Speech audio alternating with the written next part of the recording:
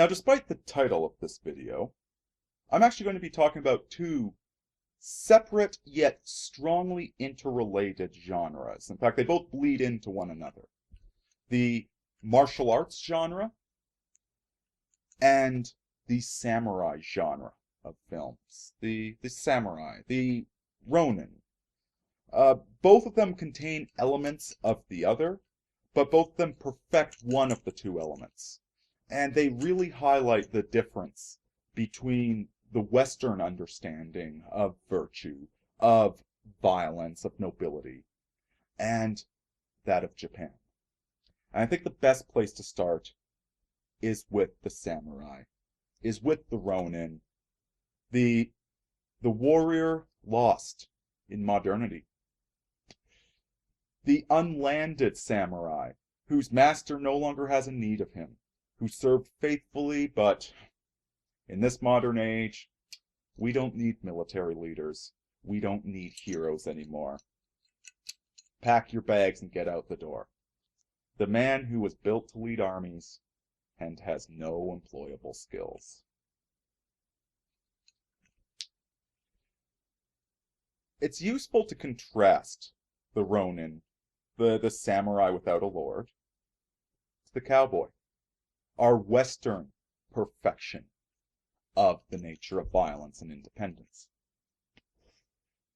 Now, the mythos of the cowboy, of the gun, and I am channeling heavily from the guys at Extra Credits when I talk about this, the mythos of the cowboy is that the gun establishes your independence. The gun is what gives you freedom. And we can see this in Western video games, the first-person shooter, where it's you acquiring guns and improving yourself and fighting off hordes of enemies. The gun empowers you and allows you to stand for whatever you choose to stand for. It's all about freedom. It's all about the individual. With the samurai, it's quite a bit different. See, the samurai weapon it's not a gun. See, the gun has been described as the beautiful equalizer. You know? God made all men, but Mr. Colt made them all equal. Anybody with a gun is dangerous, whereas the samurai sword requires mastery. It requires specialization. And to devote your life to learning how to use this weapon properly requires a lord who will pay for you to learn this advanced skill. So, the samurai, first of all, serves a cause. There's a higher purpose, his lord, behind the samurai. And second of all, the art of the samurai is an internal conflict. The samurai doesn't worry about whether their cause is right. By definition, a samurai that serves their lord well is doing the right thing. The samurai is simply focused on perfecting their art. And particularly in the case of the Ronin, with nothing left to fight for, they fight one another because of the beauty and the glory of battle in and of itself. That's all they have left, is pursuing their craft.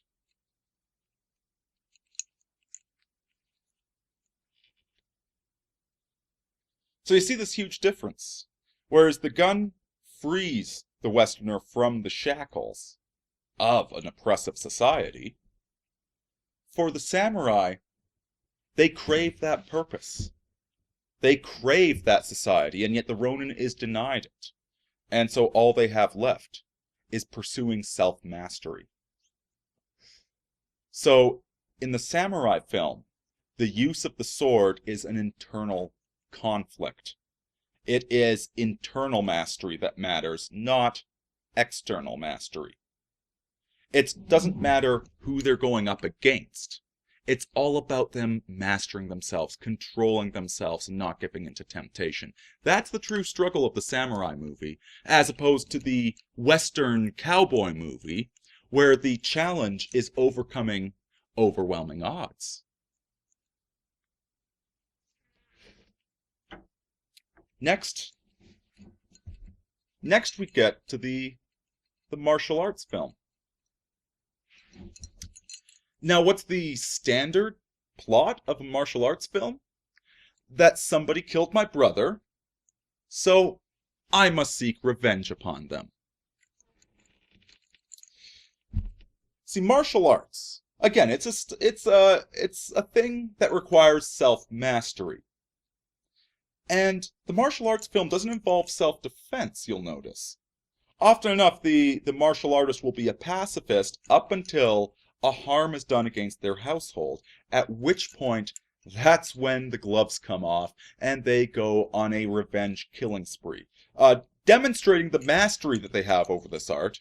And yet the martial artist never tried to prove this mastery to anybody. They were only studying it for their own sake.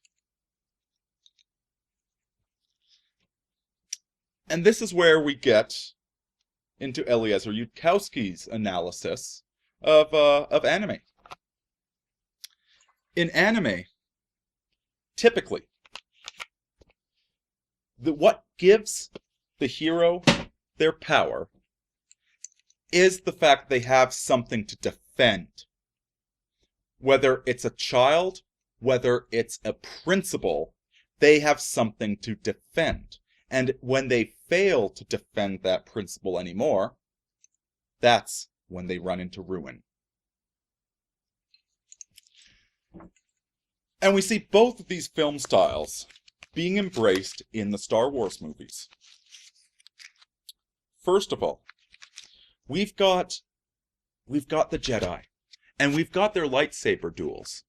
But the duels aren't about who's best with the sword. You know, they're not a gunfight where the cowboy proves his superiority to his opponents by outfighting them in a gunfight. No, it's not that at all. In fact, the big flaw in the prequel movies was that the lightsaber duels became the whole focus. It became all about skill, size, and power. That's not what lightsabers are about. Lightsabers are about the people fighting the battles. It's about the conversation between Obi-Wan and Darth Vader. It's what's going on between these two characters that matters, and the lightsaber itself is just an externalization of that conversation between the former pupil and the former master. And even when Obi-Wan allows himself to be killed at the end, that's because he has attained true mastery over the art. He does not need anything. He says earlier, you know, nothing so clumsy and random as a blaster. He no longer needs something as clumsy and random as the sword. He has found the true nature of sword combat. And so now he is free to retreat to the mountains and paint pictures of flowers for the rest of his days. We see the martial arts aspect in the second movie with Luke Skywalker. See, Luke Skywalker is supposed to train to be a Jedi. He is supposed to have a principle that he stands for. And yet, in the second movie, he lets go of this principle and starts pursuing venal, emotional desires, which is not befitting a samurai. A samurai fights because a samurai fights. A samurai seeks self-mastery over the art. They do not concern themselves with outside objectives. They are absolutely committed to the art of the samurai. And yet Luke Skywalker, he wavers. He pursues the venal, the base, the emotional. He starts acting like a peasant, not a samurai. And so he goes and fights Darth Vader to no effect whatsoever. He fails to rescue his companions. In fact, he has to be rescued himself because of the whole thing. Because he stopped defending his principle. When he was standing up for his principle, he managed to destroy the Death Star.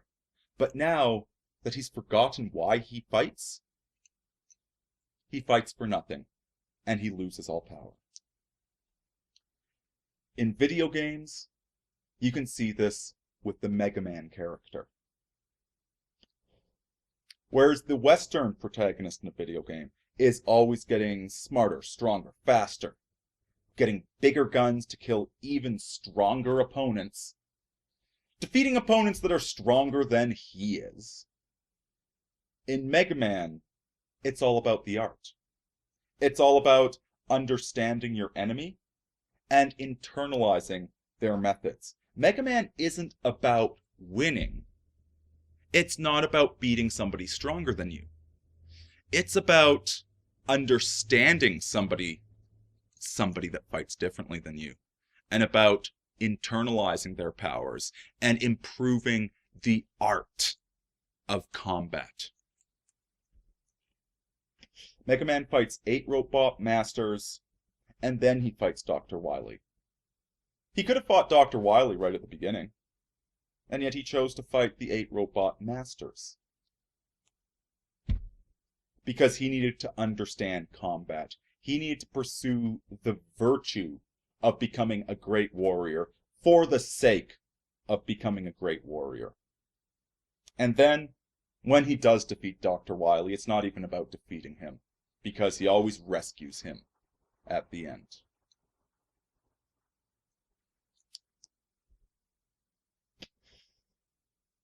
Martial arts films and samurai films. Those can tell you a lot about the similarities and the differences between Western culture and Japanese culture. Rini out, folks.